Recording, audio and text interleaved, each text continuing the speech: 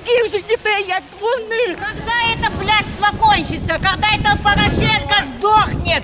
И с Яценюком, и со всеми. За что нас убивают? Мне 70 лет. Какая я террористка? Какой он инвалид? Какой он террорист? Мы живем, вон все разбомбили в доме, а? Когда это кончится? Ну, совести нету, детей убивают, внуков убивают, стариков убивают, гуманитарки уже не будет. За что жить будем? За что жить будем? За то, что я хочу жить в свободной Донецкой земле. Я тут родилась, я тут должна и сдохнуть. А они приедут мне, Бендеры, указ будут делать.